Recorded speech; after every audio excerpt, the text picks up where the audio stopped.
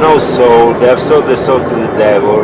Like in the United Nations headquarters, you have the international division of the Rotary Club, which is this special section of the Rotary Club dedicated to the United Nations. So they have their own Masonic lobby there.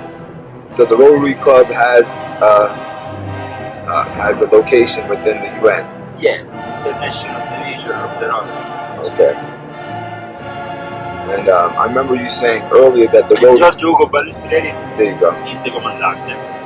Comandante to the. He is the what? Say, you can say a little bit clearer for the camera. Okay. Giorgio Ugo Balestrieri is the director, the guy who is in charge. Right. He is the guy who has also wrote the book Defensive Strategies for Terrorism prior to 9/11. Yes. He's the guy who has patented a lot of the security systems in the airports. So he definitely is the one who has made probably money after 9/11 for having to implement the security at the airports. One of the main benefactors could only be him, But wasn't the Rotary Club instrumental also in the 9/11 attack?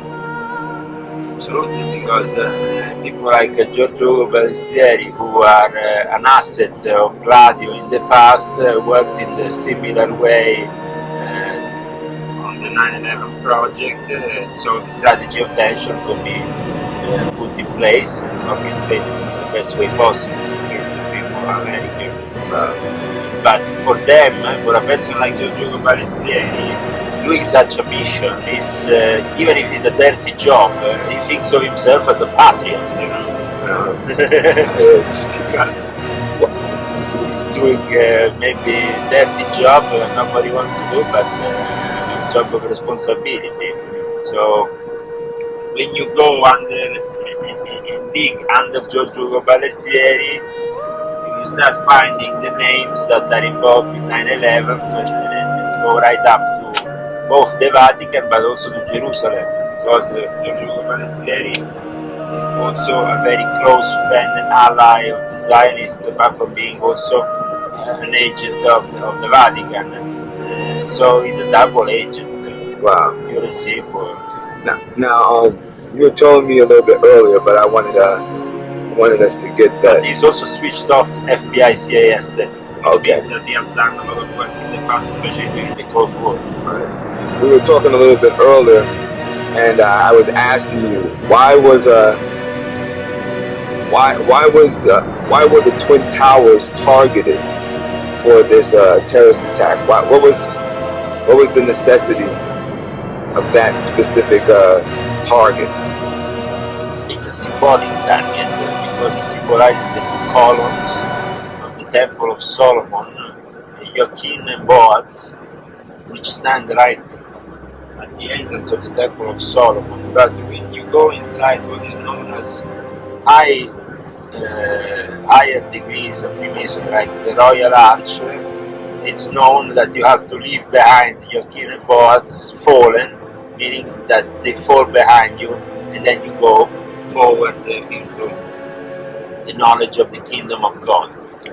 So the symbolism is very clear. Also is related to the fact that this 21st day of Elul, which is the exact day in our calendar, 9/11, in which this happened, is present in the Zohar, book splendors known to the Kabbalists.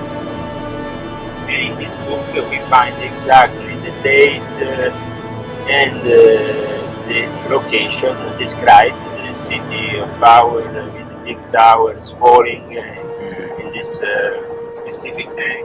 So it's written on the book. Obviously, the rabbis knew that, so they warned their people, and for that reason, not so many Israeli people went to work that day. I'm gathering from what you said earlier that, according to that esoteric symbolism, that the falling of the Twin Towers really somewhat symbolized the ushering in of a new kingdom. Am I right? Yeah, because splendors symbolizes the advent of the Messiah, the beginning of the end of times. So that's what that was basically a sign to the Masonic world. that the new kingdom is being ushered in at this time. Yes, yes. Okay. It's important to understand that in one way or another, I mean, obviously, there's going to be a new world order.